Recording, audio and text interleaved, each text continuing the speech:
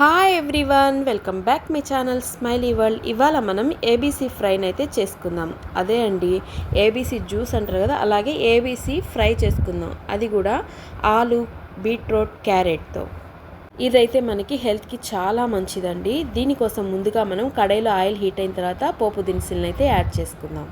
ఆవాలు, జీలకర్ర, మినప్పప్పు, పచ్చనపప్పు, కరివేపాకు, ఉప్పు ఇవన్నీ మనకి కొంచెం ఫ్రై అయితే సరిపోతుందండి. ఈలోపు మనం బీట్రూట్ని, క్యారెట్ని, ఆలుగడ్డని మొత్తం మనం ఇలాగా తురిమి పెట్టుకోవాలి. ఇలా తురిమి పెట్టుకోవడం వల్ల మనకి త్వరగా ఫ్రై అయిపోతుంది.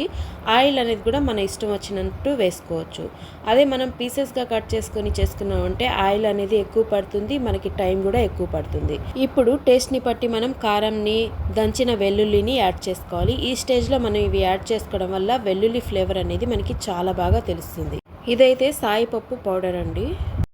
ఇదైతే మనం లంచ్ బాక్స్లోకి అయితే మనం రైస్తో పాటు కలిపి కూడా పెట్టేయచ్చు. ఆ సాయిపప్పు పౌడర్, కొంచెం ధనియాల పొడి, కొంచెం ఆయిల్ అనేది వేసుకుంటే ఈ పౌడర్స్ అన్నీ మనకి ఫ్రైలో అనేది కలిసిపోతుంది. అంతే అండి, ఎంతో హెల్దీ అయినా మనకి ఏబీసీ ఫ్రై అయితే రెడీ అయిపోయింది. ఈ రెసిపీ అయితే లంచ్ బాక్స్కి అయితే పర్ఫెక్ట్గా సరిపోతుంది. రసం పప్పులో కూడా చాలా బాగుంటుంది.